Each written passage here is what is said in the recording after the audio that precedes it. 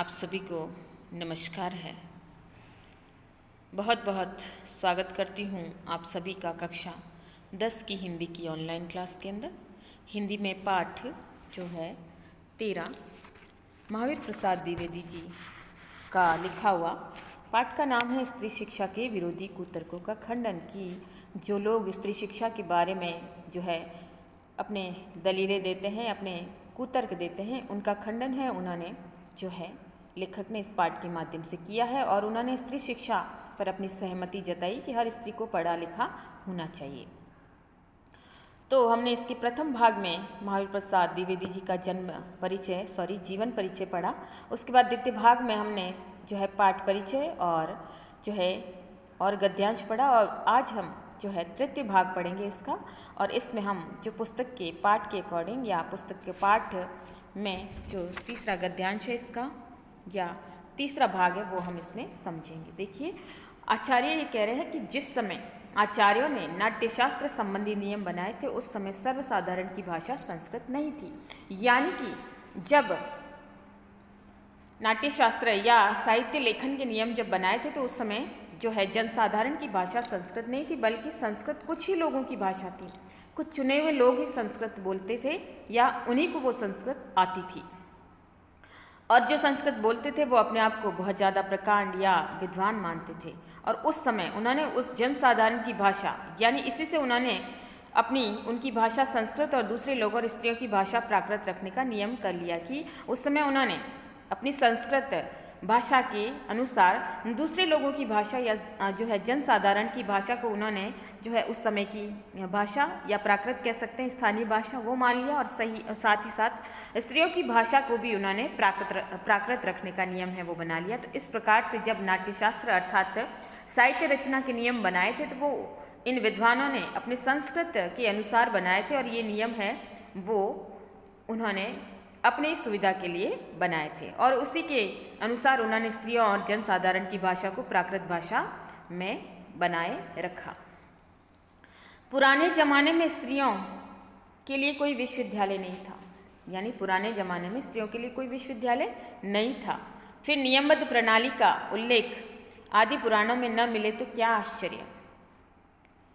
और यानी कि पहले स्त्रियों के लिए कोई विश्वविद्यालय नहीं था, ऐसी कोई शिक्षा नहीं थी। अगर हम प्राचीन ग्रंथों को पढ़ें तो पुरुषों के लिए या कह सकते हैं लड़कों के लिए तो जो है गुरुकुल वगैरह हुआ करते थे या विद्यालय हुआ करते थे। लेकिन पुराने ज़माने में स्त्रियों के लिए कोई गुरुकुल या कोई विद्यालय नहीं हुआ करता था। फिर नियमबद्ध प्रणाली का उल्लेख आदि पुराणों में न मिले तो क्या आश्चर्य। तो यहाँ पर लेखक है वो ये बताते हैं कि जब विश्वविद्यालय ही नहीं था उस समय और फिर अगर इसमें स्त्रियों के बारे में कुछ न लिखा गया या ऐसा कोई उल्लेख नहीं मिलता है नियमबद्ध रूप से, तो हम इसमें आश्चर्य की कोई बात नहीं है। यानी लेखक ये कहते हैं कि हमारे ग्रंथों में, हमारे पुराणों में अगर स्त्री शिक्षा के बारे में कुछ जो है तथ्य नहीं मिलते हैं तो इसके आधार पर हम ये नहीं कह सकते कि स्त्रियाँ पढ़ी लिखी नहीं होती थी। तो ये कोई आश्चर्य की बात नहीं है। और उल्लेख उसका कहीं रहा हो पर नष्ट हो गया हो। लेखक वापस दलील देते हुए कहते हैं कि हो सकता है कि कहीं विद्यालय या गुरुकुल का नाम आया हो लेकिन वो दस्तावेज ही नष्ट हो गए हो। पुराने ज़माने में विमान उड़ते थे। हम महाभारत काल में, रामायण काल में समझते हैं और रामायण काल में पुष्पक विमान का नाम आता है। पुष्पक विमान जो कि रावण का हुआ करता था और जब रावण सीता जी को लेकर गया था तो वो पुष्पक विमान में ही लेके गया था। ठीक है, पुष्पक विमान में ही वो लेके गया था सीता जी का हरण करके और वो श्रीलंका में। तो हमें रामायण में पुष्पक विमान के बारे में मिलता है, अर्थात विमान उड़ा करते थे।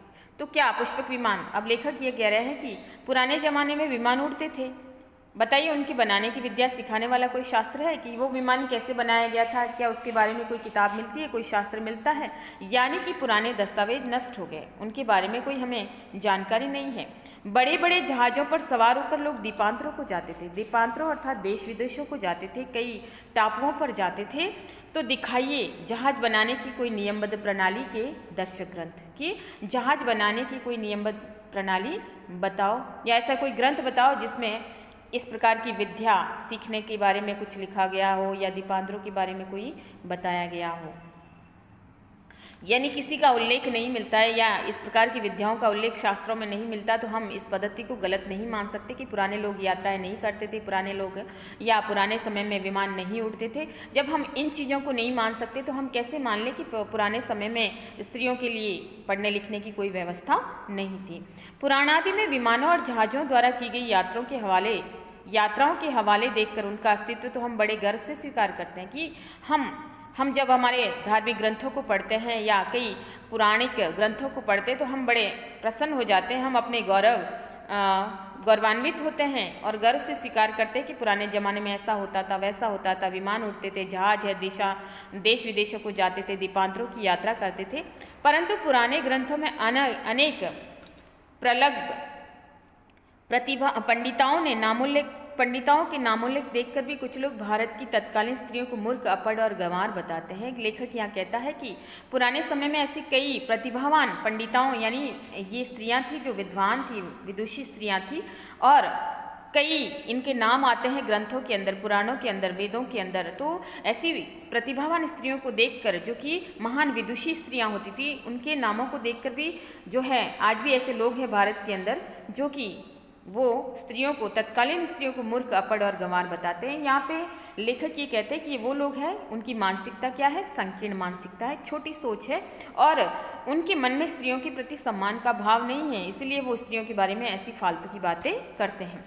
इस तर्कशास्त्रज्ञता और इस न्यायशीलता की बलियारी कि वो इस प्रकार से ऐसी गलत दलीलें, इस प्रकार के जो है गलत तर्क देते हैं, तो यहाँ पर लेखक व्यंग्य करते हुए कहते हैं कि ऐसे लोगों की तो, या ऐसे न्यायशीलता की तो बलियारी होनी चाहिए। अर्थात वो ये कह रहे हैं कि लेखक ये कहता है कि जब हम पुरानी जहाज़ों को, यात्राओं को हम मान सकते हैं, हम जो है विमानों की घटनाओं को हम मान सकते हैं, तो फिर हम स्त्रियों के बारे में क्यों नहीं माने। तो जब सारी सच्चाई हम स्वीकार करते हैं और अपने आप को गौरवान्वित महसूस करते हैं, अगर हम प्राचीनता की तरफ जाते हैं, तब हम स्त्रियों के बारे में क्यों अपने आप को गौरवान्वित महसूस नहीं करते। यानी कि स्त्रियों के नाम भी अनेक पौराणिक ग्रंथों के अंदर आए हैं, तो वो स्त्रियों की लिए शिक्षा या विदुषी स्त्रियां मानने के लिए तैयार नहीं है, तो ये कैसी न्यायशीलता है। तो लेखक यहाँ व्यंग्य करते हुए कहते हैं कि ऐसे फालतू के तर्कों और ऐसी न्यायशीलता की तो बलियारी होनी चाहिए। वेदों को प्राय सभी हिंदू ईश्वरकृत मानते हैं। वेद जो कि हमारे 4 वेद हैं, जो कि ऋग्वेद, यजुर्वेद, अथर्ववेद और सामवेद, तो 4 वेद हैं और हिंदू धार्मिक ग्रंथों के अंदर ही वेदों को ईश्वरकृत माना गया। ईश्वरकृत या अपौरुष है, ठीक है, यानी कि अपौरुष है या ईश्वरकृत। इसका तात्पर्य ये है कि वेद है वो स्वयं भगवान के द्वारा लिखे गए हैं, स्वयं ईश्वर के द्वारा लिखे गए हैं, वेद किसी पुरुष के द्वारा नहीं लिखे गए हैं। तो इस प्रकार से हम इस तथ्य को स्वीकार करते हैं कि वेद है वो ईश्वरकृत है, ठीक है। सो ईश्वर तो वेद मंत्रों की रचना तथा उनका दर्शन विश्वरा आदि स्त्रियों से करावे और हम उन्हें ककरा पढ़ाना भी पाप समझें। यहाँ पे लेखक ये कहते हैं कि ईश्वर तो, यानी हम वेदों के अंदर अनेक स्त्रियों के बारे में आया जिसमें विश्ववरा जैसी जो है विदुषी स्त्री जो है प्रतिभावान थी, उस स्त्री के बारे में भी वेद हमें बताते हैं, उनका ज्ञान हमें कराते हैं और हम ये सोचते हैं कि आज की स्त्रियां बिल्कुल कखरा भी न पढ़े, यानी कि कखरा यानी कि कख गगड़ अ आ ई जो भी है, तो यानी कि कह सकते हैं कि साधारण ज्ञान भी न ले और हम ये समझे कि स्त्री पढ़ लिख जाएगी तो पाप हो जाएगा। तो ये कैसी न्यायशीलता है, इस न्यायशीलता की तो बलियारी होनी चाहिए। शीला और विद्या आदि कौन थी? शीला और विद्या का उल्लेख भी मिलता है, जो कि ये भी जो है विदुषी स्त्रियां थी। वे स्त्री थी या नहीं, यहाँ लेखक ये कहते हैं कि क्या वो स्त्रियां नहीं थी? बड़े बड़े पुरुष कवियों से आदृत हुई थी। आदृत यानी सम्मानित हुई थी, ठीक है। आदृत का अर्थ होता है सम्मानित होना, यानी उन्हें सम्मान मिला था समाज के अंदर, तो सम्मानित हुई थी, आदृत हुई है या नहीं।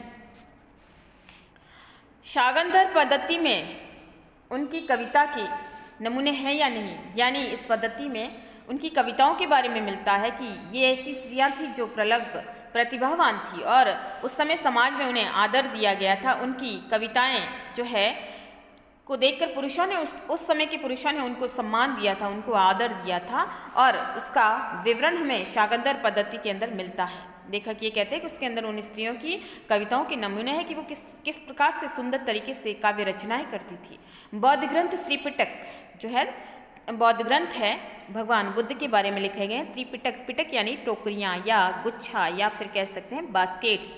तो यहाँ पे 3 बौद्ध ग्रंथ है जिसमें इसको 3 भागों में बांटा गया है, सुत्त पिटक, विनय पिटक और अभिधम पिटक।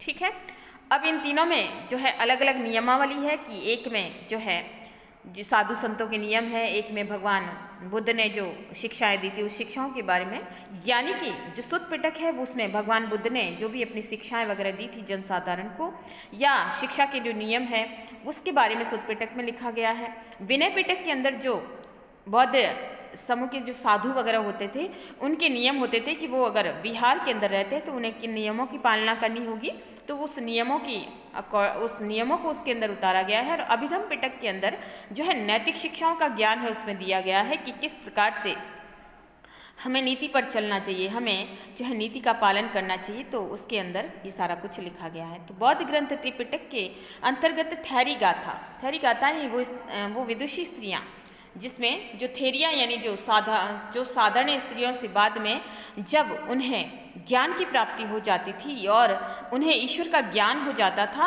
और वो लास्ट में अंत में जब उन्हें निर्वाण होता था, निर्वाण यानी महापरिनिर्वाण या निर्वाण यानी कि मोक्ष प्राप्ति, तो जब उन्हें मोक्ष का ज्ञान हो जाता था तो थैरी गाथा में जिन सैकड़ों स्त्रियों की पद्य रचना उद्धृत है, यानी वो विदुषी स्त्रियाँ उन्होंने भी अनेक प्रकार की रचनाएं की है, अनेक प्रकार की कविताएं लिखी है। तो क्या वे अनपढ़ थी? लेखक ये कहते हैं कि क्या वो अनपढ़ थी? यानी वो सब भी तो विदुषी स्त्रियाँ थी। जिस भारत में कुमारिकाओं को चित्र बनाने, नाचने, गाने, बजाने, फूल चूनने, हार गूंथने और पैर मलने तक की कला सीखने की आज्ञा थी, कि हमारा भारत देश जहाँ पे स्त्रियों को हमेशा सम्मान दिया गया है, उसके लिए कहा गया कि यत्र नार्यस्तु पूज्यन्ते रमन्ते तत्र देवता, की अर्थात जिस घर में स्त्री या नारी की पूजा होती है उस घर में देवता का निवास होता है। तो इस प्रकार से यहाँ पे कुमारिकाओं अर्थात बालिकाओं को अनेक प्रकार की ज्ञान की शिक्षा दी जाती थी। चाहे तो वो ज्ञान कैसा होता था, चित्र बनाना, यानी उन्हें चित्रकला सिखाई जाती थी, उन्हें नाचने गाने ये भी ज्ञान दिया जाता था, ये भी उनको घर पे सिखाया जाता था, बजाने का ज्ञान, और फूल चुनने की, फूल किस प्रकार से चुगने चाहिए, हार कैसे गूंथने चाहिए, यहाँ तक कि पैरों को कैसे मलना चाहिए, एड़ियाँ फटी हुई नहीं होनी चाहिए, ये सारी कलाएं स्त्रियों को घर पे सिखाई जाती थी या उनके गुरुओं के माध्यम से उनको सिखाया जाता था। उनको लिखने पढ़ने की आज्ञा न थी। तो लेखक ये कहता है कि जब ये छोटी छोटी बातें भी स्त्रियों को सिखाई जाती थी, छोटी छोटी बालिकाओं को, कुमारिकाओं को ये सब सिखाया जाता था, तो फिर क्या वो स्त्रियाँ पढ़ लिख नहीं सकती थी? यानी क्या उनको पढ़ने लिखने की आज्ञा नहीं थी? यहाँ पर लेखक है वो अपने तर्कपूर्ण दलील देते हैं, विवेकपूर्ण दलील देते हुए ये जो है सिद्ध कर रहे हैं कि पुराने ज़माने में स्त्रियाँ पढ़ती थी।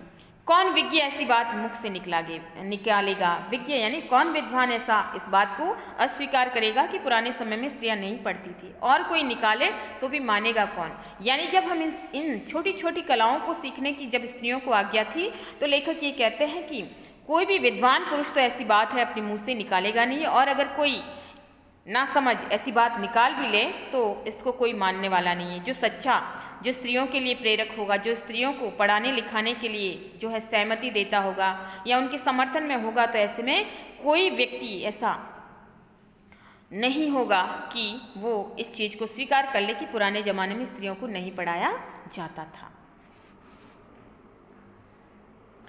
फिर लेखक आगे कहते हैं कि अत्रि की पत्नी धर्म पर व्याख्यान देते समय घंटों पांडित्य करे। यानी अत्रि ऋषि है और उनकी पत्नी थी धर्म पत्नी, जो कि पतिव्रता स्त्री थी, और जब वो अपना व्याख्यान देती थी स्त्रियों को पत्नी धर्म का कैसे पालन करना चाहिए या पतिव्रत धर्म कैसे निभाना चाहिए, तो घंटों पांडित्य प्रकट करे।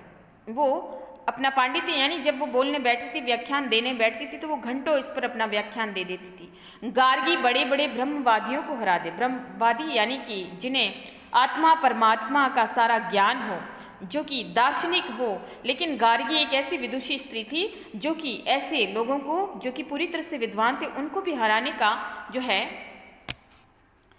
हराने का साहस उसके अंदर था, या वो ज्ञान उसके अंदर था कि ब्रह्मवादी भी उसकी प्रशंसा करते थे।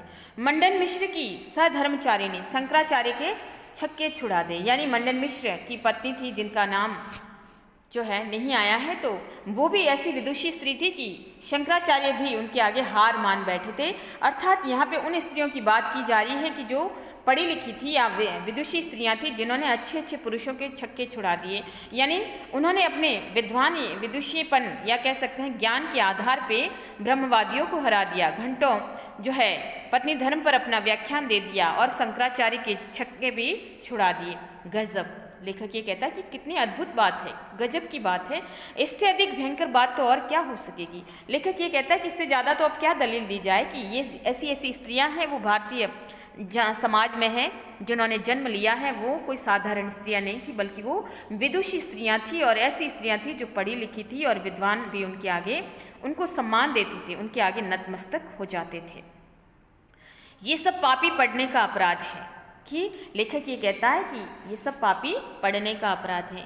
न वे पढ़ती न वे पूजनीय पुरुषों का मुकाबला करती। यानी लेखक ये कहता है कि कुछ लोग जो हमारे समाज के अंदर स्त्रियों की पढ़ने की उपेक्षा करते हैं, वो नहीं चाहते कि स्त्रियां पढ़ने लिखें, तो उनके अनुसार कि ये सब अगर किसी भी स्त्री के द्वारा किसी पुरुष को हरा दिया जाए ज्ञान के आधार पर भी, तो वो इसे अपराध मानते हैं। जो ऐसे लोग हैं जो स्त्रियों के पढ़ाई लिखाई के विरोध में है, तो उनके लिए ये सब पढ़ना लिखना अपराध है। न वे पढ़ती न वे पूजनीय पुरुषों का मुकाबला करती, और उनके सोच में यही है कि ये स्त्रियां पढ़ लिख गई इसलिए उन्होंने ब्रह्मवादियों को हरा दिया, उन्होंने शंकराचार्य के छक्के छुड़ा दिए, और उनके लिए ये है कि अगर वे नहीं पढ़ती तो ऐसे पूजनीय पुरुषों का मुकाबला नहीं करती और ऐसे में इनका सम्मान बना रहता।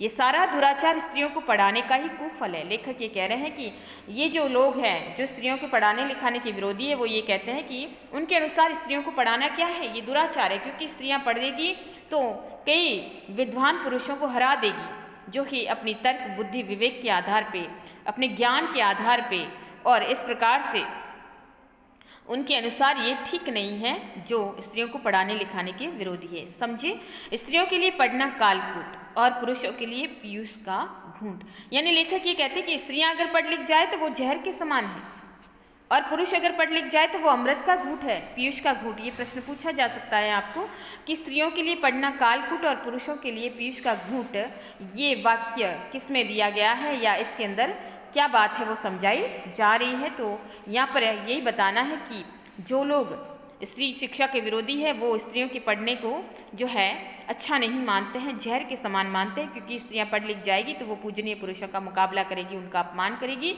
और अगर पुरुष पढ़ेगा तो उनके लिए पीयूष का घूंट है। उन्होंने बताया पीयूष यानी अमृत का घूंट, यानी पुरुष पढ़ा लिखा है तो समाज में सम्मान बढ़ाता है, और अगर स्त्री पढ़ लिख जाती है तो वो समाज के लिए नुकसानदायी हो जाती है, क्योंकि वो पूजनीय पुरुषों का मुकाबला करती है। ऐसी ही दलीलों और दृष्टांतों के आधार पर कुछ लोग स्त्रियों को अपढ़ रखकर भारतवर्ष का गौरव बढ़ाना चाहते हैं। लेखक ये कहते हैं लेखक या आचार्य ये कह रहे हैं कि ऐसी ही दलील कि जो लोग स्त्रियों के विरोधी हैं, पढ़ाई लिखाई के विरोधी है, तो वो ऐसी दलीलें देते हैं, यानी ऐसे ऐसे तर्क देते हैं, ऐसे ऐसे उदाहरण देते हैं जिसके आधार पे कुछ लोग स्त्रियों को अपढ़ रखकर भारतवर्ष का गौरव बढ़ाना चाहते हैं। और इस तर्क के आधार पे वो ये चाहते हैं कि स्त्रियां पढ़े लिखे नहीं बल्कि वो अनपढ़ ही रहें, और जब अनपढ़ रहेगी तो वो पूजनीय पुरुषों का मुकाबला नहीं करेगी, बल्कि इससे भारतवर्ष का गौरव बढ़ेगा। तो यहाँ पर लेखक ने उन जो पुरुषों को है एक तरह से समझाने का प्रयास किया है कि स्त्री का पढ़ना लिखना कोई गलत बात नहीं है, बल्कि स्त्री भी पढ़ेगी तो वो भी समाज में सम्मान का पात्र ही बनेगी। आगे लेखक ये कहते हैं कि मान लीजिए कि पुराने जमाने में भारत की एक भी स्त्री पढ़ी लिखी न थी, न सही उस समय स्त्रियों को पढ़ाने की जरूरत नहीं समझी गई होगी। लेखक वापस अपने तर्क आधारित विवेकपूर्ण सम्मत बात ये कह रहे हैं कि मान लीजिए कि हम मान लेते हैं कि चलो पुराने ज़माने में भारत में एक भी स्त्री पढ़ी लिखी नहीं होती थी, न सही उस समय स्त्रियों को पढ़ाने की ज़रूरत न समझी गई होगी, कि हो सकता है कि उस समय उनको पढ़ाने की ज़रूरत ही नहीं समझी गई होगी। पर अब तो है। लेखक ये कह रहे हैं कि उस समय ऐसा ज़रूरत नहीं रहा होगा या ज़रूरत नहीं रही होगी कि प्राचीन समय में स्त्रियों का पढ़ना लिखना इतना आवश्यक रहा होगा, लेकिन आज इसकी ज़रूरत है, पर अब तो है, अतः पढ़ाना चाहिए। यानी लेखक ये कहते हैं कि स्त्रियों को पढ़ाना जरूर चाहिए। हमने सैकड़ों पुराने नियमों, आदेश और प्रणालियों को तोड़ दिया कि हमने समय के साथ बदलाव जरूरी है। जब हम कई पुराने नियमों, कई आदेशों, कई प्रणालियों को जब हम तोड़ सकते हैं तो चलिए स्त्रियों को अपढ़ रखने की इस पुरानी चाल को भी तोड़ दें। यानी जो पुरानी परंपराएं हैं जो कहीं न कहीं हमारे समाज के लिए, हमारे लिए नुकसानदायक है, और जब हमने कई पुराने नियमों को समाज के लिए तोड़ दिया है और पुरानी प्रणालियों को, पुरानी बेड़ियों को जब हमने तोड़ दिया है, तो हम इस बात को भी स्वीकार करें कि स्त्रियों का भी वर्तमान समाज में पढ़ना बहुत ज़रूरी है। तो ये भी कोई परंपरा रही होगी कि चलो पुराने समय में स्त्रियों को नहीं पढ़ाया गया होगा, या हो सकता है कि पढ़ाने की ज़रूरत नहीं रही होगी, लेकिन वर्तमान में इसकी ज़रूरत है। तो ऐसे में अब हम इस पुरानी चाल को भी तोड़ दें। हमारी प्रार्थना तो यह है कि स्त्री शिक्षा के विपक्षियों को क्षण भर के लिए भी इस कल्पना को अपने मन में स्थान नहीं देना चाहिए। यानी कि लेखक ये कह रहे हैं कि हमारी तो ये प्रार्थना है कि पुराने ज़माने की सारी स्त्रियां अपढ़ थी अथवा उन्हें पढ़ने की आज्ञा न थी, कि ऐसी सोच को कभी भी मन में नहीं रखना चाहिए कि पहले ऐसा होता होगा। यहाँ पे लेखक अपनी बात कह रहे हैं कि वो प्रार्थना करते हुए कहता है कि जिन विद्वानों के मन में ऐसी संकीर्ण विचारधारा है कि स्त्रियां उस समय नहीं पढ़ती होगी, तो इस प्रकार की विचारधारा को वो अपने अंदर से निकाल लें, अपने मन और मस्तिष्क से निकाल लें। जो लोग पुराणों में पढ़ी लिखी स्त्रियों के हवाले मांगते हैं, उन्हें श्रीमद् भागवत 10वें स्कंद के उत्तरार्ध का 53वां अध्याय पढ़ना चाहिए। लेखक ये कहता है कि आचार्य ये कहते हैं कि उन्हें इन प्राचीन ग्रंथों को पढ़ना चाहिए, जिन्हें श्रीमद् भागवत यानी भगवत गीता का 10वें स्कंद के उत्तरार्ध का 53वां अध्याय भी पढ़ना चाहिए। उसमें रुक्मणी हरण की कथा है। रुक्मणी हरण जो कि भगवान कृष्ण की पटरानी थी, और रुक्मणी ने जो है भागकर एक तरह से शादी की थी कृष्ण भगवान से। वो उन्हें प्रेम करती थी और उन्होंने पत्र लिखकर भेजा था, और फिर कृष्ण भगवान आए और रुक्मणी को लेकर गए थे उनकी सहमति से। रुक्मणी ने जो एक लंबा चौड़ा पत्र एकांत में लिखकर एक ब्राह्मण के हाथ श्री कृष्ण को भेजा था, यानी रुक्मणी पढ़ी लिखी थी, ये बात यहाँ पे आ रही है। और रुक्मणी ने जो पत्र लिखकर एक ब्राह्मण के हाथ श्री कृष्ण को भेजा था, तो वह तो प्राकृत में न था। यानी लेखक ये कहते हैं कि जो पत्र लिखा गया था वो प्राकृत भाषा में न था। उसके प्राकृत में होने का उल्लेख तो भागवत में नहीं है, कि उसके बारे में कुछ ऐसा नहीं कहा गया है कि वो पत्र प्राकृत भाषा में लिखा गया था। उसमें रुक्मणी ने जो पांडित्य दिखाया है वह उसके अपढ़ और अल्पज्ञ होने अथवा गंवारपन का सूचक नहीं है। अर्थात रुक्मणी ने जो पत्र लिखा होगा, उस पत्र में रुक्मणी ने जो श्री कृष्ण को बुलाया है और अपने बारे में जो भी उन्होंने लिखा था श्री कृष्ण को, तो उस भाषा के आधार पे, उस पांडित्य के आधार पे, उस लेखनी के आधार पे लेखक ये कहते हैं कि उस सब के आधार पे हम रुक्मणी को अपढ़ या अल्पज्ञ नहीं मान सकते, और न ही वो भाषा कोई गंवारपन का सूचक है। पुराने ढंग के पक्के सनातन धर्मावलंबियों की दृष्टि में तो नाटकों की अपेक्षा भागवत का महत्व बहुत ही अधिक होना चाहिए। तो लेखक ये कहते हैं कि जो पक्के सनातन धर्मावलंबी है, जो पक्के हिंदू धर्म को मानने वाले हैं, कट्टर हिंदू धर्मी हैं, तो उनकी दृष्टि में तो उनको तो इन सब चीज़ों को अवश्य ही महत्व देना चाहिए, क्योंकि अगर वो सच्चे हिंदू हैं या पुराने सनातन धर्म को मानने वाले हैं, तो उनके अनुसार स्त्रियां ऐसी हुआ करती थी, और रुक्मणी की बात को भी स्वीकार करना चाहिए। इस दशा में यदि उनसे ये कोई यह पूछे कि सभी प्राककालीन स्त्रियां अपढ़ होती थी, कोई उनसे ये कहे कि प्राककालीन यानी जो प्राकृत भाषा बोली जाती थी उस समय की स्थानीय भाषा के अनुसार कि सारी स्त्रियां अपढ़ होती थी, तो उसकी बात पर विश्वास करने की जरूरत नहीं, कि ये बात विश्वास योग्य नहीं है कि पुराने जमाने में सभी प्राककालीन स्त्रियां अपढ़ थी। यानी प्राकृत उस समय की भाषा थी, तो अगर लेखन में, साहित्य में स्त्री को प्राकृत बोलते हुए बताया गया तो वो कोई अनपढ़ या गंवार नहीं है, बल्कि वो उस समय की भाषा के अनुसार है। भागवत की बात यदि पुराणकार या कवि की कल्पना मानी जाए, तो नाटकों की बात उससे भी गई बीती समझी जानी चाहिए। कि भागवत की बात, अगर हम भागवत को मानते हैं और अगर इस बात को सिर्फ पुराणकार या कवि की कल्पना मानी जाए तो नाटकों की बात उससे भी गई बीती समझी जानी चाहिए।